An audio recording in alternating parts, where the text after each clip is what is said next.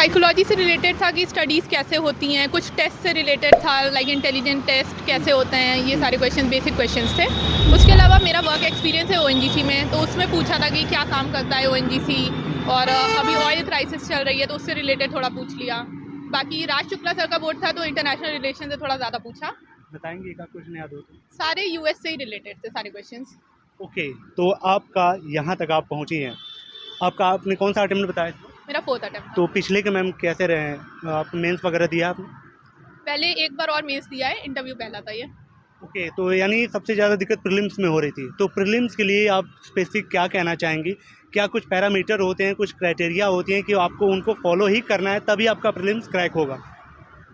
मुझे लगता है सबकी अपनी जर्नी है, तो ऐसे सेट पैरामीटर्स तो नहीं है, बट कुछ बेसिक पॉइंट्स क्या हैं। रहे हैं? हाँ, कुछ बेसिक पॉइंट्स हैं जो ऑलमोस्ट सारे लोग फॉलो करते हैं, जैसे कि स्टैंडर्ड बुक से पढ़ना, लाइक लक्ष्मीकांत हो गया और बिपिन चंद्र हो गए, इस तरीके से कुछ जो बुक्स होती है हमारी बेसिक। उसके अलावा यूट्यूब का भी अब जब टेक्नोलॉजी आ गई है तो उसका भी काफ़ी फ़ायदा लिया जा सकता है। बहुत सारे चैनल्स बने हुए हैं जिन पे कि एडवाइस भी आती है, उसके अलावा पढ़ाते भी हैं टीचर्स, तो वो सारे का फ़ायदा ले सकते हैं। करंट अफेयर कितने साल का किया और क्या सोर्स हैं आपके? करंट अफेयर्स ब्रॉडली 1 साल का किया, क्योंकि अभी मुझे 4th अटेम्प्ट हो गया था तो थोड़े पहले के भी आते थे, बट वैसे कवर 1 साल का किया। और सोर्सेज में विजन की मैगजीन थी मोस्टली, और बाकी यूट्यूब पे जो समरी डाल देते हैं एडिटोरियल की, वो भी देखती थी मैं। एनसीईआरटी वगैरह आपने पढ़ा था? NCERT first attempt. Okay, notes वगैरह आपकी प्रॉपर रहे होंगे। इस बार ज़्यादा नोट्स बनाए थे आपने क्या?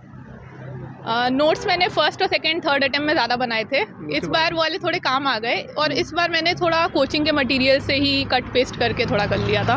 ओके, आंसर राइटिंग कितने टाइम से आप करना स्टार्ट कर दी थी? मुझे लगता है मैंने थोड़ा कम किया था आंसर राइटिंग, बट फिर भी ऑलमोस्ट प्री और मेंस के बीच में तो अच्छे से किया आंसर राइटिंग। प्री के पहले भी 1-2 महीने कर लिए थे। ओके, तो कुछ आप पीवाईक्यू के ऊपर अगर बात कर लें तो कितना इंपॉर्टेंट मानती हैं इस यूपीएससी के प्रिपरेशन में? मुझे लगता है पीवाईक्यू सबसे इंपॉर्टेंट चीज़ है। अगर कोई पीवाईक्यू अच्छे से कर ले, स्पेशली मेंस के लिए, तो बहुत सारी थीम्स रिपीट होती हैं।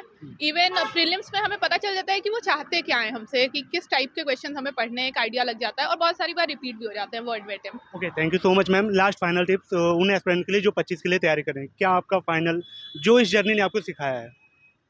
जर्नी ने यही सिखाया है कि लगे रहो, पहले तो छोड़ना नहीं है बीच में। अगर जज्बा है तो हो जाएगा, और नहीं भी हुआ तो कुछ तो अच्छा ही कर लेंगे। अभी इंटरव्यू से निकल के भी यही फीलिंग आ रही है कि आगे क्या होगा पता नहीं, बट जो होगा अच्छा ही होगा।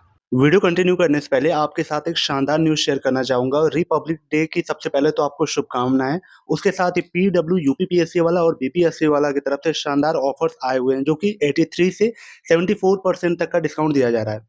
जैसे स्क्रीन पे आप देख रहे हो, सर्व सक्षम जो कि इंग्लिश और प्रथम 3.0 जो कि हिंदी, इन दोनों फाउंडेशन बैच का कोर्स मात्र 4499 में एक्सेस हो रहा है। वहीं अगर प्रीलिम्स में आप बार-बार रुक रहे हैं तो इनका आक्रोश और ऊर्जा बैच जो कि इंग्लिश और हिंदी में है, 1499 में प्रोवाइड किया जा रहा है। और इसके ऊपर भी अगेन आपको डिस्काउंट देखने को मिलेगा। आप कूपन कोड स्टूडेंसी यूज करना। उसके साथ-साथ अगर आप बीपीएससी की तैयारी करते हैं तो आपको सक्षम 3.0 और प्रथम 3.0 जो कि इंग्लिश और हिंदी में है, 71st बीपीएससी के लिए 4499 में प्रोवाइड हो रहा है, जिनकी जनरली फीस 10,000 को देखने को मिलती है। और इसके साथ-साथ 70वीं बीपीएससी मेंस की आप तैयारी कर रहे हैं तो वो भी हिंदी में बैच इनका है 2499 का। और साथ ही अफोर्डेबल प्राइस पे करंट अफेयर अपना कंप्लीट करना चाहते हैं 71st बीपीएससी के लिए तो मात्र 899 में प्रोवाइड हो जाएगा। तो अगर इनके क्लास फीचर की बात करूं तो जिसमें live classes, daily practice paper, आपका डेली मेंस का प्रैक्टिस, फुल लेंथ टेस्ट और साथ ही जो सबसे इंपॉर्टेंट चीज है पीवाईक्यू, यहाँ पे एनालिसिस आपको कंप्लीट मिलता है। सारे बैचेस का लिंक मैंने डिस्क्रिप्शन में दिया है, जाकर वहां से चेकआउट कर सकते हैं। कूपन कोड स्टूडेंसी यूज करके अपनी तैयारी को स्टार्ट कर सकते हैं। चलिए अपनी वीडियो को कंटिन्यू करते हैं। सर, सबसे पहले स्वागत है चैनल पे आपका। Thank you. अपना नाम, मीडियम, अटेम्प्ट, एजुकेशन बैकग्राउंड कहाँ से आप आते हो? माय नेम इज मानव। ये मेरा थर्ड अटेम्प्ट है। ये I am from English medium. I come from Madhya Pradesh, Guna district of Madhya Pradesh. Okay, MP से आप आते हैं। हाँ, अटेम्प्ट कौन सा बताया आपने? Third attempt. पिछले जो अटेम्प्ट रहा उसमें क्या रिजल्ट रहा है? मैंने फर्स्ट अटेम्प्ट में प्रीलिम्स क्लियर किया था। मेरा मेंस एक नंबर से रह गया था। सेकंड में मेरी 634 रैंक है and I am currently in IRS और न्यूएल एक्स्ट्राऑर्डिनरी लीव एंड ये मेरा थर्ड अटेम्प्ट। ऑलरेडी आप आईआरएस में हैं। यस। तो सर, इस बार का इंटरव्यू एक्सपीरियंस कैसा रहा आपका पिछली बार की अपेक्षा? I think my interview was better than last year. I मेरे हिसाब से शायद बोर्ड सेम ही था। I am not sure, I will have to check, but I think मेरा सेम ही बोर्ड था। But I think being in service gave me a little bit more confidence. I was the introvert in my younger age, so a little bit underconfident sometimes, but I think I was more confident. I gave better answers, and overall interview was better. आप थोड़ा उसके process को आप बताएंगे, तो ये training में आप जाते हैं तो वो ट्रेनिंग का माहौल क्या रहता है? माहौल काफी अच्छा रहता है, क्या करना अकेडमीज होता है थोड़ा काफी बताएं। प्रोफेशनल है।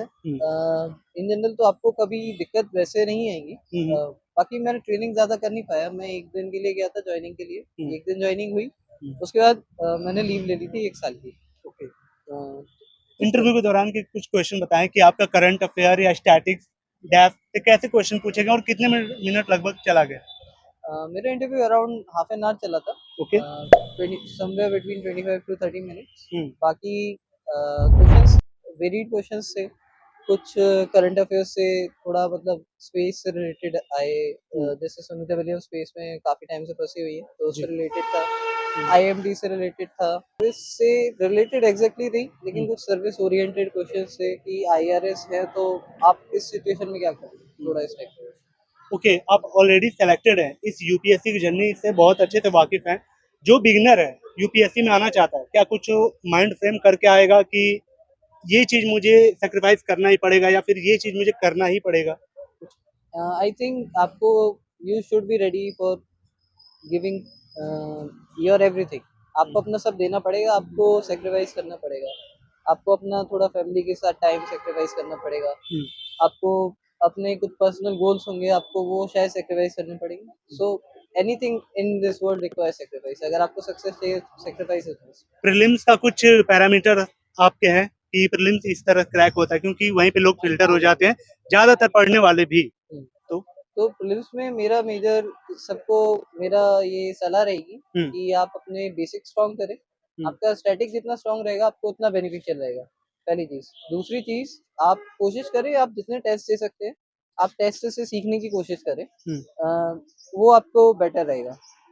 तीसरा है, जैसे आप न्यूज़पेपर डेली पढ़ें, तो न्यूज़पेपर से क्या होगा कि आपको कंटेंट भी डेवलप होगा, प्लस आपको समझ में आएगा कि स्टैटिक में फोकस किस पे करना है, क्योंकि स्टैटिक में majorly questions current affairs based ही रहते हैं। पीवाईक्यू हाँ, पीवाईक्यू अगर पीवाईक्यूज भी इम्पोर्टेंट है, PYQs are important to understand UPSC क्या पूछ रही है। आप जब समझेंगे यूपीएससी क्या पूछ रही है, आप उस हिसाब से प्रिपेयर कर पाएंगे। आप अपना शेड्यूल बताएंगे सर, डेली रूटीन का, कि क्या फॉलो किया आपने? मेरा एक फिक्स्ड शेड्यूल नहीं है, लेकिन मेरा जनरली टारगेट रहता है कि 8 to 10 आवर्स करना है। और जैसे मेंस वगैरह है, थोड़ा हेक्टिक है, तो I try to extend it to 12 hours, लेकिन ऐसा फिक्स शेड्यूल नहीं है। तो ये है कि 1 घंटा न्यूज़पेपर, 1 घंटा अलग से करंट अफेयर्स वगैरह, बाकी स्टैटिक, आंसर राइटिंग। तो according to the day, according to the situation वो चेंज होता रहता है। ओके, फाइनल प्रो टिप क्या है उन एस्पिरेंट को जो बिगिनर्स हैं या फिर आने वाले एग्जाम में अपीयर होने वाले हैं, और साथ ही इस यूपीएससी की जर्नी ने आपको क्या सिखाया है? मेरी मेन टिप ये है कि आप हार नहीं मानिए, बिकॉज जर्नी के टाइम, आपको प्रिपरेशन के टाइम कई बार लगेगा कि मुझसे नहीं हो रहा, but in the end it will be worth it. तो आप हार नहीं माने, आप अपनी प्रिपरेशन कंटिन्यू रखें। चैलेंजेस आएंगे, अपनी फैमिली से कनेक्टेड रहिए, अपने फ्रेंड्स से कनेक्टेड रहिए, उनको अपना सपोर्ट सिस्टम बनाइए, आप उनका सपोर्ट सिस्टम बनिए। That is the most important. Coaching किया था आपने? नहीं। कोचिंग नहीं, सेल्फ स्टडी से? हाँ सर। ठीक sir, wish you all the best thank you. इस रिजल्ट के लिए।